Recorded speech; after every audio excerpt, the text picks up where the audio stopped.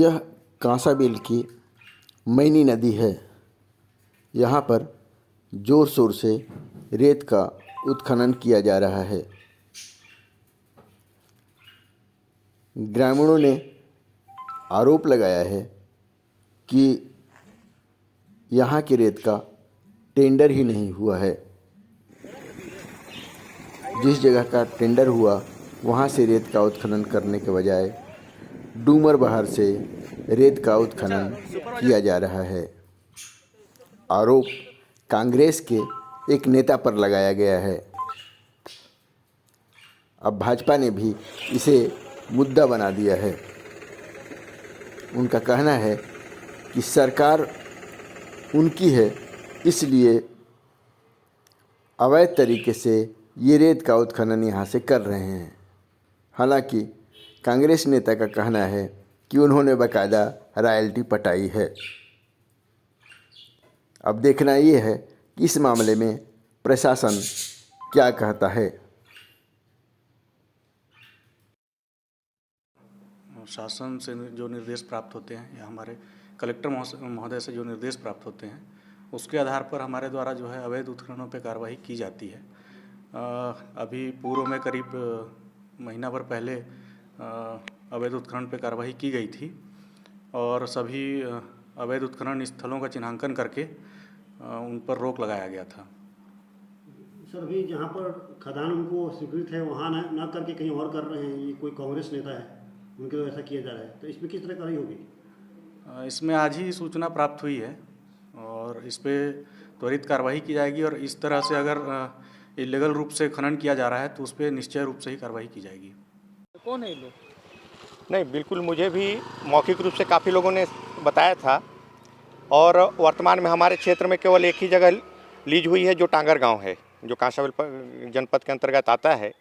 लेकिन मैं कुछ दिनों से देख रहा हूं, क्योंकि देखिए हमारे क्षेत्र में गांव गरीब लोग काफ़ी लोग घर बना रहे हैं, कुछ लोग का प्रधानमंत्री आवास है और लगभग किसानों के ही ट्रैक्टर हैं जो एक ट्रैक्टर दो ट्रैक्टर बालू लाते हैं, जिसको प्रशासन पकड़ रही है।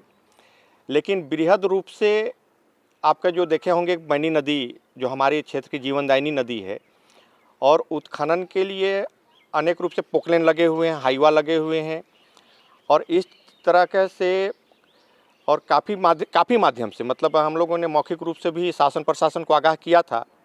और इसमें जो लीज हुआ है वो कांग्रेस के एक बड़े नेता का है, महेंद्र अग्रवाल जी के लड़के का, और जो लीज की राशि, और काफ़ी लोगों ने मौखिक रूप से भी उनको आगाह किया था कि भाई आपका जहाँ पे लीज है वहाँ से बालू उठाएं। लेकिन ये सभी जगह से, चाहे आपका देखे होंगे हमारे क्षेत्र में टांगर गांव, आमाधार, लमडाड़, पोंगरो, बनगांव, सभी क्षेत्रों से बालू का उठाव हो रहा है और यह एक ही जने का है और कहीं ना कहीं से शासन प्रशासन कांग्रेस के नेताओं के दबाव में काम कर रही है। और आप लोग के माध्यम से आज देखे होंगे, मीडिया के माध्यम से भी भूपेश बघेल जो वर्तमान में कांग्रेस सरकार के मुख्यमंत्री हैं, वो भी बोलती है कि भाई हम प्रशासन को बहुत टाइट किए हुए हैं कि भाई अवैध उत्खनन नहीं होना चाहिए, उन पर कड़ी कार्रवाई होनी चाहिए। लेकिन मैं तो सोचता हूँ कि इसमें कोई ध्यान नहीं दिया जा रहा है। ना कोई कड़ी कार्रवाई होती तो भाई आज इस तरह से अवैध खनन नहीं होते। तो वास्तव में मेरे तरफ से तो ये है कि अगर आने वाले समय में अगर इस चर पर रोक नहीं लगा तो हम लोग विपक्ष के होने के नाते आने वाले समय में धरना प्रदर्शन भी करना पड़ेगा, क्योंकि भाई देखिए जीवनदायिनी नदी है। अगर आज जिस तरीके से रेत का उठाव हो रहा है, इस तरह का उठाव होगा तो निश्चित है कि आने वाले समय में जीवनदायिनी नदी बचेगी नहीं। और मैं तो सोचता हूँ ये हमारे क्षेत्र की ही बात नहीं होगी, मैं सोचता हूँ जसपुर जिले में भी बहुत जगह से ऐसे हैं जहाँ से अवैध उत्खनन हो रहे हैं।